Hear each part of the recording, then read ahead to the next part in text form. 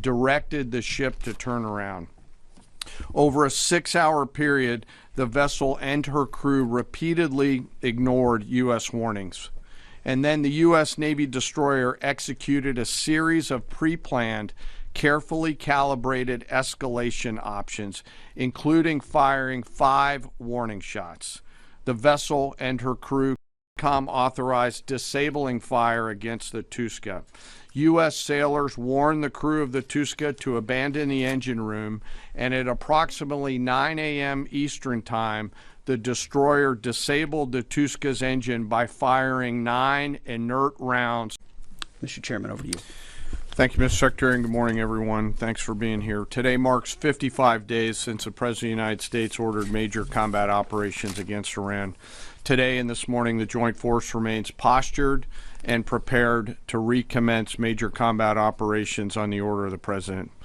On April 8th, the President announced a ceasefire, and last week, at the President's direction and on order of the Secretary, U.S. CENTCOM began enforcing a blockade against all commercial vessels going into and out of Iran and their ports.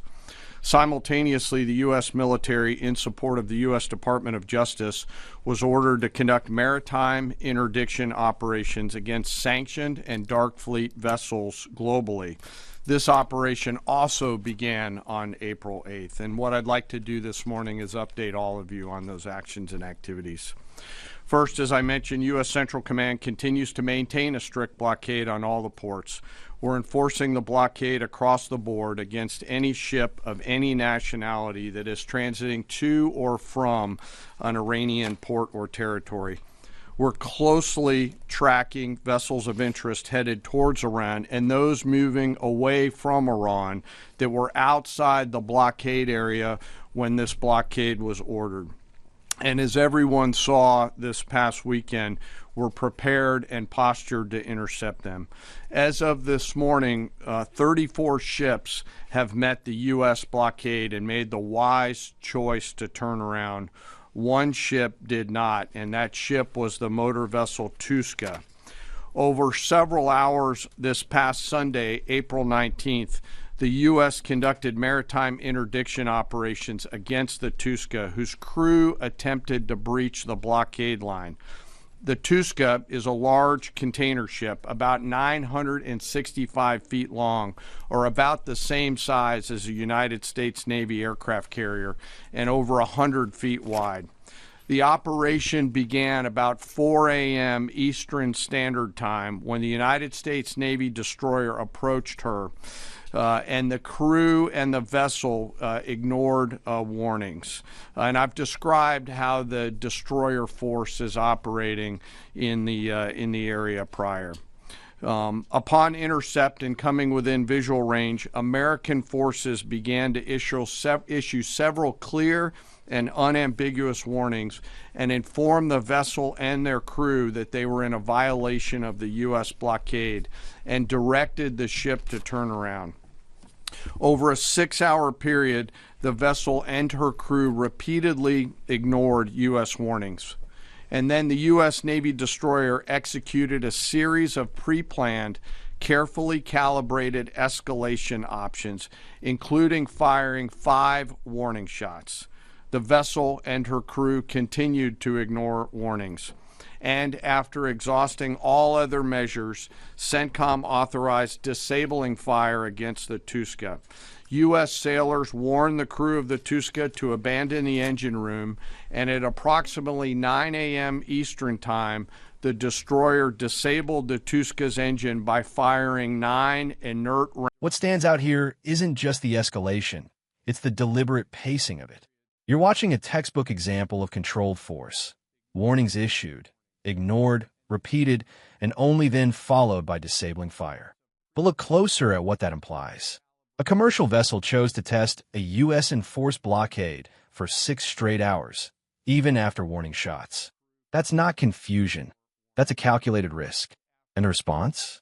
Precise, restrained, but unmistakably decisive. The message is being sent not just to this ship, but to every actor watching. The rules have changed, and enforcement is no longer theoretical. The real question is, who else might be willing to push that line next? rounds from the destroyer's Mark 45 5-inch guns precisely into the engine room and engine space on board the Tuska. Not surprisingly, the vessel then reported issues with their engine, went dead in the water, and began to comply with U.S. directions and orders. At 4 p.m. Eastern Standard Time, CENTCOM ordered United States Marines to seize the ship. Via helicopters, U.S. Marines maneuvered quickly to the disabled ship, boarded her from fast ropes via helicopter infiltration methods, and took custody of the ship. The ship and her crew remain safe in U.S. custody today. Let me now turn to global operations in the Pacific, and I want to highlight that this is a major interagency effort between the United States military, the White House, the Department of Homeland Security, and the Department of Justice. On Monday, April 20th, U.S. Indo-PACOM forces, in support of a Department of Justice request, interdicted the motor tanker Tiffany, which was transporting sanctioned Iranian oil. The Tiffany is a very large crude tanker, VLCC for short, and is also about the size of a U.S. aircraft carrier and capable of transporting approximately 2 million barrels of oil. At approximately 11:30 p.m. Eastern Time, U.S. military forces and law enforcement forces also went to the ship via rotary wing platforms, fast-roped onto her deck, and secured her. After the ship was secured, a U.S. Navy control team embarked aboard the Tiffany, and assumed control of the ship at 4 a.m. Eastern Time on April 21st. A Navy control team is comprised of sailors led by a boarding officer that assumes control of a seized ship in order to secure the crew, the cargo, and the vessel, and disposition of that first vessel is still pending. The next interdiction occurred on Wednesday, this past Wednesday, 22 April, when Indo-PACOM conducted yet another interdiction, again at the request of the U.S. Department of Justice. This time, the stateless motor tanker Majestic X, also known as the Ponix, also in the Indian Ocean. This is again a VLCC, or very large crude tanker. At approximately 11 p.m. Eastern Standard Time, U.S. forces began the interdiction, again using rotary wing assets to get to the ship, got on board, and secured the bridge. Both ships, the Tiffany, the Majestic X, and their crews remain in U.S. custody. And we will continue to conduct similar maritime interdiction actions and activities in the Pacific and Indian Oceans against Iranian ships and vessels of the Dark Fleet. The actions by our service members and our law enforcement partners demonstrate the incredible discipline and dedication and professionalism of our joint force and highlight the global reach of American combat power.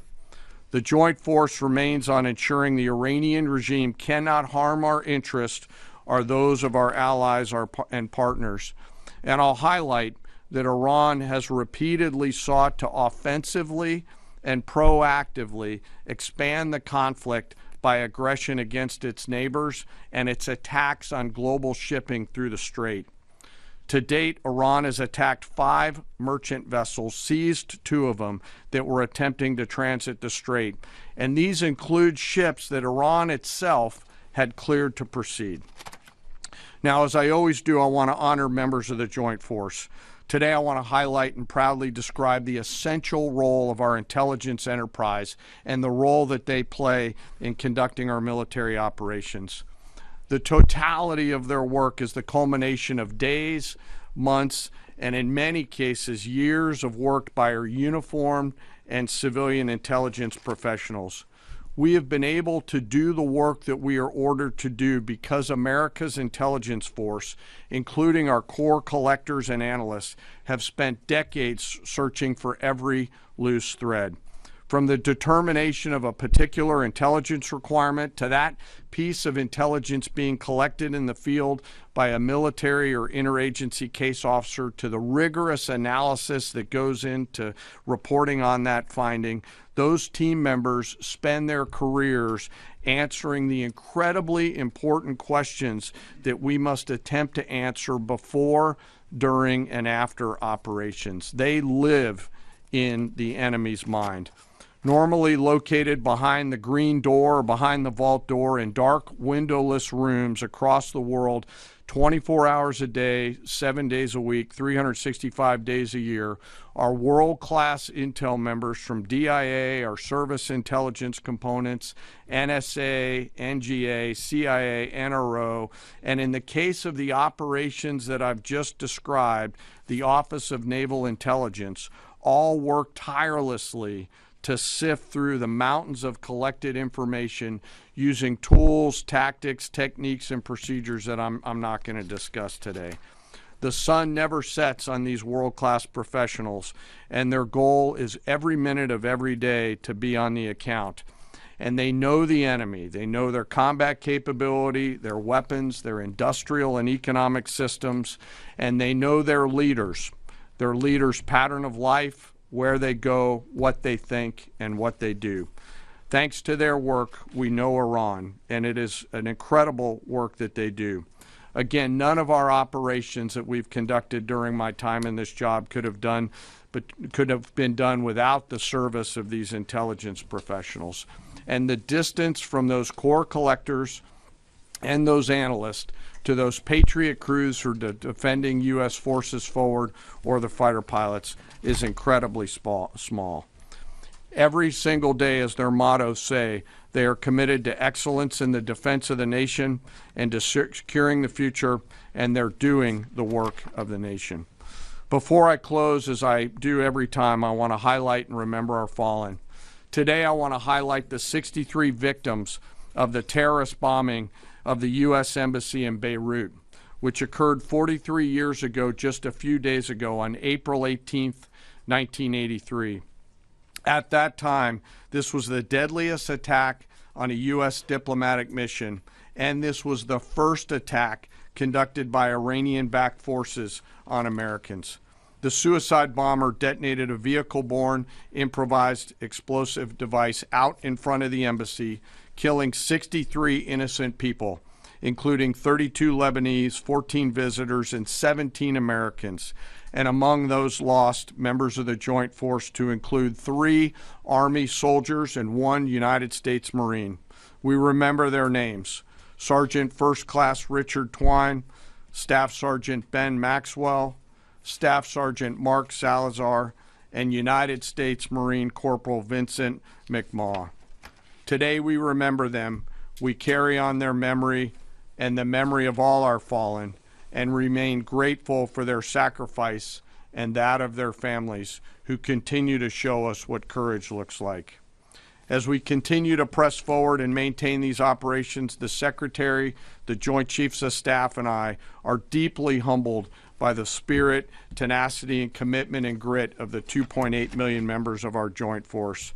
The Secretary and I thank every member of the Joint Force engaged in this operation, every warrior who remains deployed or who is supporting from here at home. Thank you to, and thank you to your families. Sir. What you just watched is more than a routine military briefing. It's a carefully constructed narrative of power, control, and escalation, delivered with precision and intent. Every detail matters here, from the timeline of warnings to the global scope of operations, because this isn't just about one ship or even one region. It's about establishing dominance over an entire strategic environment. The most revealing element is the consistency in how these operations are described. Whether it's the Tusca in the Middle East or the tanker operations in the Pacific and Indian Oceans, the pattern is identical. Identify, warn, escalate, seize. That repetition isn't accidental. It's signaling doctrine. It tells allies, adversaries, and neutral parties alike that enforcement will be systematic, not selective. But there's also a deeper layer here. Notice how much emphasis is placed on legality and interagency coordination. the Department of Justice, Homeland Security, intelligence agencies. This isn't being framed as a purely military campaign. It's being presented as a rules-based enforcement action. That framing is critical because it attempts to legitimize what is, in practice, a sweeping assertion of control over international shipping routes. And then there's the contradiction that quietly sits beneath the surface. On one hand, the briefing emphasizes restraint, carefully calibrated escalation, clear warnings, safe custody of crews. On the other hand, you're looking at a global expansion of interdiction operations, including stateless vessels and ships far beyond a traditional conflict zone. So which is it? A limited enforcement action, or the early stages of something much broader? Another key moment comes when the speaker shifts to intelligence. That section isn't just a tribute, it's a justification. By highlighting decades of intelligence work, the message becomes, these actions are not reactive, they are informed, deliberate, and deeply calculated. It reinforces the idea that nothing here is accidental, that every move is backed by data, surveillance, and long-term planning. And finally, the closing remembrance of the Beirut bombing ties everything together emotionally. It connects present-day operations to a historical narrative of threat and sacrifice, reinforcing the idea that these actions are not just strategic, but necessary. It's a powerful way to anchor public support, reminding viewers that these decisions exist within a broader story of conflict and consequence. So what's the real takeaway? This isn't just about enforcing a blockade. It's about redefining boundaries, military, legal, and geopolitical, and doing so in a way that appears controlled, justified, and inevitable. The question now is, how far does this go? Because once you establish this kind of precedent, pulling it back becomes much harder than pushing it forward. If you found this breakdown valuable, let me know what you think in the comments. Do you see this as strategic control or dangerous escalation? Don't forget to like, share, and subscribe for more deep dive analysis like this.